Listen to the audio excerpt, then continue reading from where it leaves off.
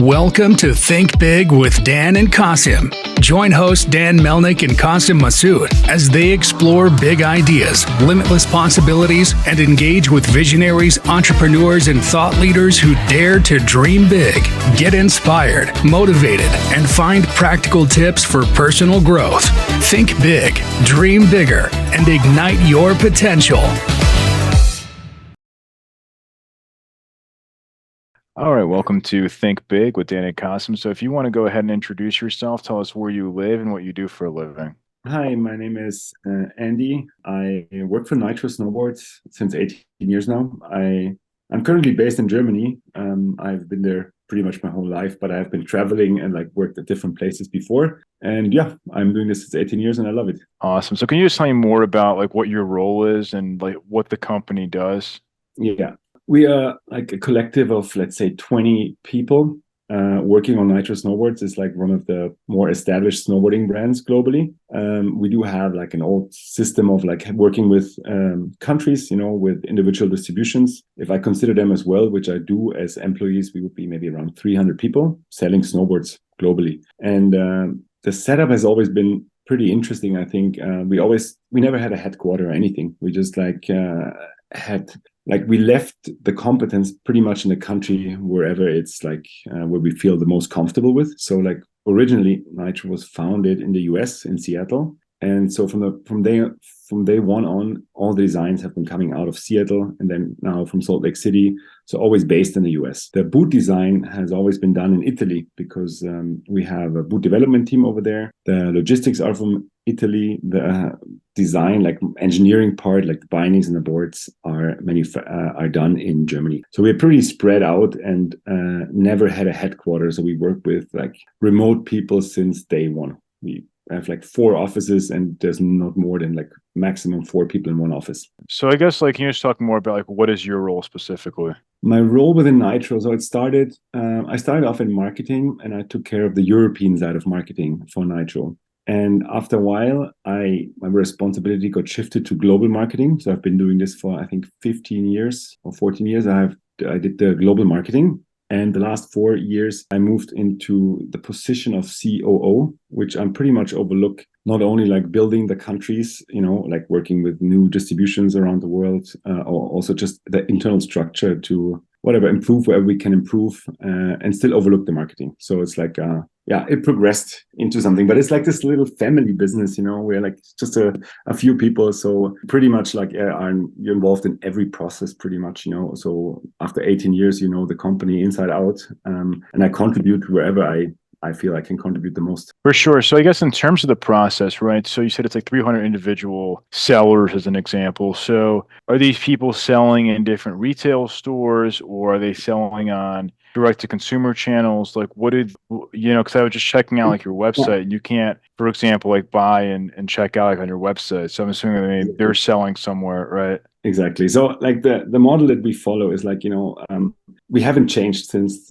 35 years now. So originally, we wouldn't be out there if the retail, the dealers wouldn't have supported us from day one. So we always said, okay, this is our main goal. We want to be the best partner to our retail stores. We as the brand, we produce or design products, and then we have our partners in each country. So every country, there's a company who distributes Nitro in the country. I consider them as part of the family, but it's individual companies, and they work with retail. So let's say a country like the US maybe has 300 retailers, a country like Germany, 200 retailers. And we do not sell directly online because we don't want to bypass them, even if that's the trend that's happening globally. But I feel we would destroy a little bit the culture that has been built over the years in snowboarding if we leave all the middlemen out. That's what's happening all over and around, but we still believe we can make it happen, make good product and be a good partner for retail. And I mean, time has proven that we can do that.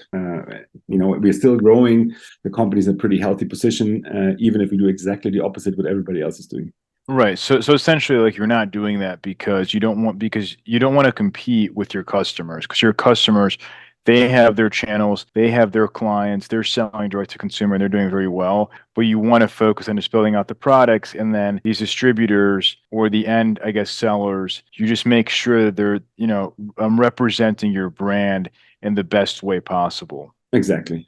I think that's, the main point is when you look at the big picture, I always think if I would follow an example, whatever Nike is doing, Adidas, or any bigger brand, of course, they realized, okay, we have way more margin if we go direct. The communication channels have changed. So suddenly as a brand, you have Instagram, you have whatever, TikTok, you reach end consumers directly. So why not just market direct to them directly instead of like cutting back your margin and working with all those middlemen? But we believe that everybody contributes value, to a certain point. So like the distribution, they make all the customer service in each country. So wherever you buy a Nitro product, you're going to have a person in your language responding to you on a daily basis if there's a problem. And on the other hand, like they are the ones going out to all the retail stores. They do all the clinics. They explain our product. It's not a charger cable, that's easy to buy on Amazon. You don't need much explanation to it. It's like a pretty high emotional product that also costs some money, $700-800 for a snowboard. So we believe that this is the right distribution channel for products like a snowboard. Of course, I could sell them online, but if I think in the long run, if I do that 10 years from now, only sell online, I'm going to destroy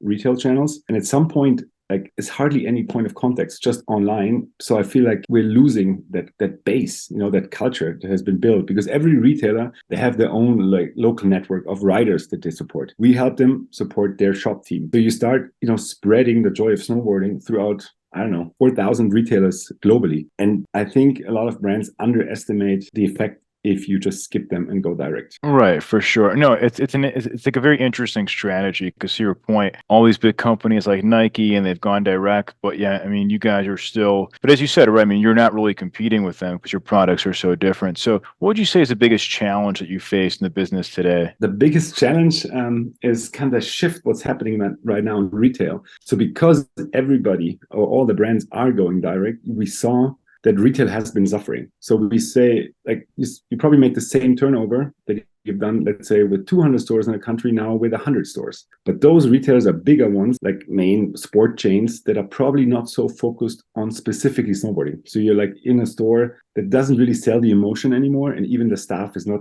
as educated in snowboarding. So what they do, they segment our line and just pick, let's say, the easy models sometimes. Don't want to like talk for everybody, but like I see this trend. So let's say 70% of the line is not really represented in retail anymore. And that even would force us more to go direct, to showcase the line. So our challenge is like, how do we educate dealers to trust us that we are a partner they can grow with, And that has been, because the system has been changing, and it's only, I think, globally 2 snowboard brands who are not selling direct to consumer. So we are on the other side where like, we want to make sure that we still stay relevant with all the products that we do. For sure. Yeah. I mean, I'm sure that's interesting. But you guys are, I guess, just to be clear, right, that there's no plans in the immediate future to go direct to consumer. You guys are set on that it's not going to happen. Yeah. I mean, that's the plan. We have to always react to what the market is doing. We cannot just, whatever. We try to follow our own rules and like we believe in it as well. But of course, if the whole market changes and we are under pressure and like, let's say dealers will only buy 2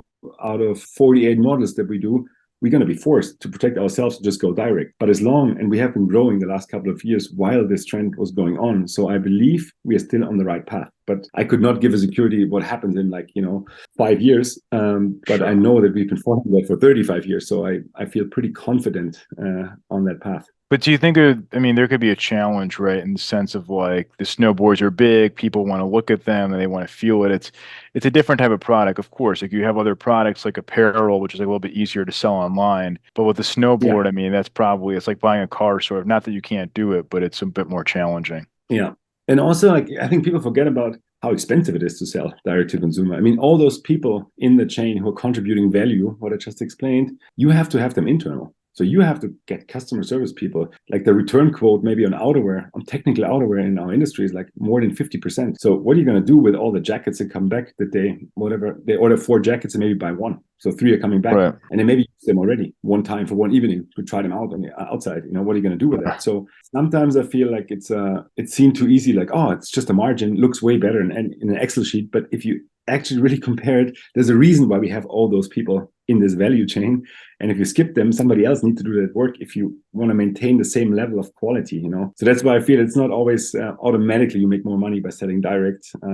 So we appreciate everybody who helps us as a small brand to continue to be out there and be relevant. For sure. So do you guys get like a lot of customer service inquiries now just from people asking about the products? Of course, a lot. Like every day, I don't know, 3, 4, 500. Oh, wow. Like, different stuff, but mostly like also people don't know exactly what board they should ride. They give it the weight, their body size, like, oh, should I buy this board or this board? Or what kind of binding do I need with this board? There's many, like, of course, questions coming every single day. Essentially that you're just guiding them and saying, hey, listen, like if you want to buy it, then you go to this like local store, essentially, right? Yeah, exactly. We send them to the stores. We also like on Black Friday, like we did it the last couple of years, we just go completely offline with the website. Just put a banner and like, don't waste your time. Like, so just go out and enjoy nature. That's the whole point is like for us, the reason why we sell snowboards or why we love what we do is like, we hopefully have a good chance, first of all, to sensibilize people how beautiful nature is. Snowboarding is such a fun sport. You usually do it with friends. And I rather have kids go snowboarding if they can afford it. That's a threat, of course. It's getting more and more expensive than having them buy a PlayStation and just sit in front of TV. And so it's like, there's a whole point. Like we want to motivate people to go out and go snowboarding. And I feel the retail store, at least used to be this community hub in the past, where like you meet others, like-minded people, and you can maybe they educate you about product and then they show you which resort is best to go. So that's how it used to work in the past. And I think that's a good way. For sure. So you mentioned that you guys are, still growing year over year. So obviously 2024 is around the corner. So what are your goals for next year? I mean, I don't know if you can mention revenue or just like what you guys are trying to get to. I mean, one thing that when you say we're growing year to year, I mean, it hasn't always been like this. And the beauty that I really appreciate the most is we do not have any pressure to grow. I know so many brands in our industry that are now, there's investors involved, there's like some equity holdings, whatever. They need to grow no matter what. If it's snowing or not snowing, if the market, if there's a war, if whatever is happening, they need to grow because investors want their money back. We do not have any investors. So that's the beauty of it all. It's fine if we lose 20%. It's fine. It's like this up and down. So if we have good years, we're going to like put money aside, we save it. Every dollar that gets spent on Nitro Snowboards stays within snowboarding. So, we spend it over trips with the team riders. We have the biggest team. It's like, I think 140 people globally that we support. It's more than any other brand. It's like 7 times more than we have employees. And so that's a good thing. We have no pressure to grow and the money stays within snowboarding. Whatever. It isn't always the case for most other brands. And if you ask me about the goals, I mean, I'm excited. Of course, I want to grow the brand. I think we can still grow a lot if we want to, but we like to do it step by step. Like we don't put ourselves like huge, crazy goals for like increasing sales. I think the nature of it is like you build a market, you build a brand, and you never take big steps, you take small steps. And if you do the right steps every year, you see, the growth that you have. But then we are also affected by external factors that we can't influence: currency exchange rates, the pandemic, wars, stuff that we can't really influence. And so it's really hard to plan and say we're going to grow 20% next year. We can say that, but what do we know? I think we have the tools to continue to grow, and we follow those, and then we see what happens. For sure. But I guess like if you're going to grow 20%, right, like what would you say is the biggest obstacle preventing you from like where you're at now to growing 20% by next year? I would say the biggest obstacle would probably be external factors, realistically. Like if China would invade Taiwan, that would be a big problem for us, right, as we produce our boards, for example. Right. If the trade war is ongoing slightly with the US and China, that is a problem because both are like our biggest 2 markets are US and China. So it's like, right. I think in the last couple of years, the external factors have been more like the factors that were hard for us to calculate, and they had a bigger influence on the business than what we could influence. So I think if everything is fine, the world comes back to peace, we believe in globalization and everything is fine, then I don't see any reason why we wouldn't grow 20%. Right, for sure. No, yeah. I mean, it seems like you have this trajectory, unless there's some kind of, chaotic or crazy global conflicts that you can't control, you'll keep continuing to grow. Yeah. I think another threat probably that's like, I'm not sure if it's a threat, but for me, it's a threat personally because I don't like this, that the sport becomes more and more expensive, and that limits it for many people. If you think that maybe, I say roughly 80% of the people snowboarding live in cities. So you have the extra expense of like, nobody goes for a day. If you live in a city, you usually have like 2 or 3 hours to drive to the mountains. So you're going to stay overnight. So the snowboard itself is not the most expensive. I mean, in the US, if you go to a resort, you pay $200 a day ticket. If you just add it all up, if you put the petrol, the accommodation, the lift tickets, food, it's going to be whatever, $2,000 for like a weekend with your partner. It's easily super expensive. So that limits the amount of people who can actually go snowboarding. There's of course the risk that the winters get warmer and warmer, snow is melting, it's not worth it, and not more like lucrative for smaller resorts to produce snow. That's another threat, but I just see it becoming more and more elite and expensive. And that is, I don't like so much, because I would like to be super inclusive and just get everybody to try it out. But there is a limitation, the entry barrier, due to the amount that you have to spend. Right. So obviously now in 2023, 2024, everybody's looking at the best use cases for AI. So what would you say is like the role of AI in your business? Like, do you guys use it at all? Or if not, like, where could AI come in and help you out? I mean, I watched a documentary yesterday about it and how the industry is using it, not our industry in general. For us at this point, the only thing we're probably going to use it pretty soon is like to create product texts, to do any kind of copy for websites, stuff like this. We played around with it, which was super interesting to see. Let's say we have a board graphic or a board in the line for 10 years. So you feed the system with like the last 10 years of graphic, and it comes up with the 11, how AI would do it. But it was honestly just more playing around, like just fun. It's not at the point where we can actually really use it. If we would be selling direct, that would be a different topic. Right. Then there's different ways how we can utilize it. But for us right now, where we basically create the product, design it, I think it's limited at this point how we can use it. Yeah. But do you think the AI? Yeah. Well, I was just curious, right? Because you mentioned you guys get like 500 messages per day too. So do you think AI could help you in a more conversational way, where people could be getting like their questions answered by an AI bot as opposed to a human? I mean, yes, of course. Do I have the skill set to figure this out? No, not right now. I still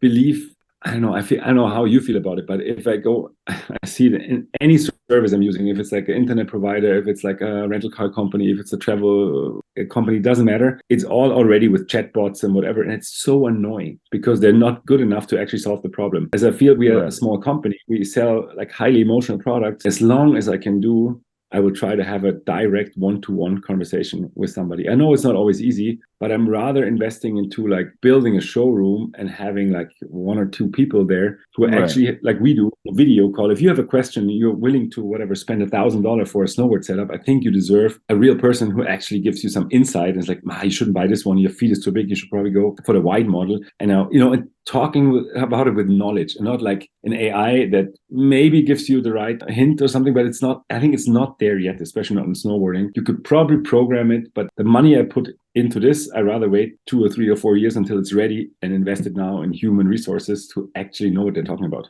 No, for sure. Yeah. I mean, I think the tool has to be high level. I think, so, many of the chatbots today are not always high level, but at the same time, like I see kind of like the double-sided equation where you have like Amazon, who has like a chatbot, but it's like a barrier to entry, right? So if it's like basic questions, it can answer, but then, eventually you can say, okay, let me talk to a human, so depending on like, what they're asking, if it's more like FAQ or if 100%. it's, so it's definitely still a cost and time savings, I think, for lots of companies. Yeah. No, 100%. If we would sell direct, and if a customer would ask, like, can you send me the tracking of my whatever, like package? That's an easy one for AI to like just go into the database, send out the tracking number. But like I said, if you don't know what kind of product you're between 3 or 4 boards, you don't know exactly which one is the right one for you. I think it's right now still better to, if I can make it happen, that a real person talks to you. And then I think you feel more comfortable spending the money with a brand who actually gives you the feeling we really care, and not just, it's like, machine learning. And it probably is the right answer, but I'm not sure.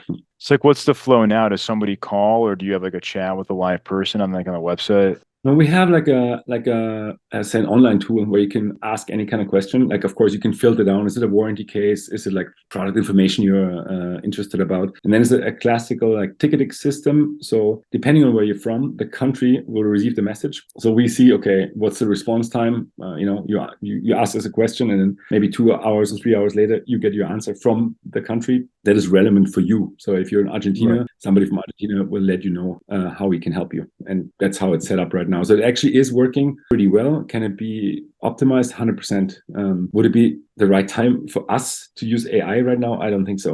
I think we have to keep an eye open, and for sure it will be relevant at some point. Right. But we're not there yet. No, for sure. No, yeah, that's interesting. So what would you say is the one biggest piece of advice that you wish you knew before you joined this company?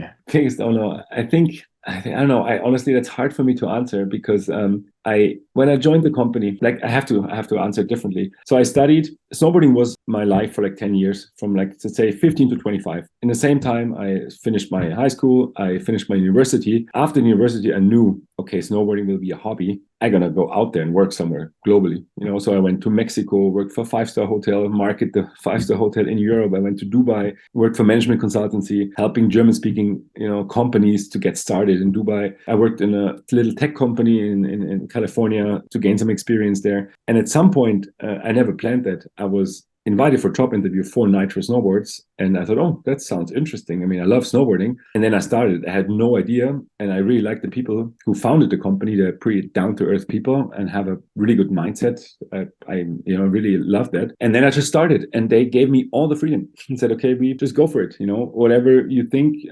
The only thing in the beginning, I remember when they sent me, or like when I said I have to go to France to check out, the distribution over there to get to know them better, then they don't ask like why you do it or they just say, okay, bring some wine and cheese when you come back. It's like it was full on trust from the very first moment. So it's not that I had this learning. I just like loved working for this company, and I still do now. Every morning when I wake up, I'm excited to see, oh, what's happening today. And I was really lucky, honestly. It was not a learning. It's like, oh, I wish I would have known that before I started. And it's right. The other way around. Is wow, I never expected it to be, when your private life and your work life becomes one, and you just full of passion and just love what you do. I think that's amazing. I'm fortunate and lucky to be able to say that. No, yeah, that's amazing. I mean, it's not, like as you said, right? Like many people don't have like the luxury of, their passion becoming also their work. And I think, when you're passionate, when you love it that much, there's nothing like it. Yeah. 100%. And of course, it depends on the people, that you work together with. And then, of course, it's fun. And I'm more excited to sell a snowboard than a health insurance.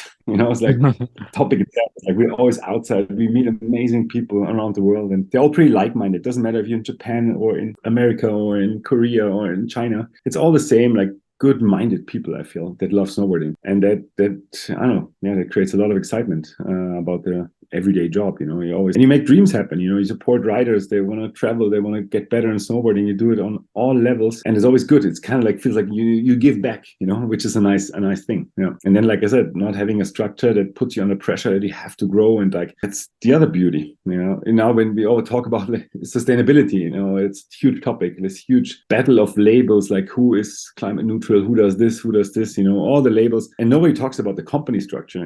That's probably the healthiest. We produce whatever gets ordered from us. Everybody who sells direct to consumer, they have to guess what they think the consumers might want to buy from them. So they're usually overstock. So it doesn't matter if you have the most sustainable jacket, but if you produce 50,000 too much, it doesn't make you a sustainable company. It's like, it's a bigger, I don't know, that's a bigger topic probably. For sure. So if somebody watching this wanted to reach out, do you mind sharing the company website or social media, or just even best way to get in contact with you? Yeah. I mean, the best way to contact would probably be, of course, through my email. But the company website is nitrosnowboards.com, and Instagram is @nitrosnowboards. And the best way is probably through Instagram, to be honest. Awesome.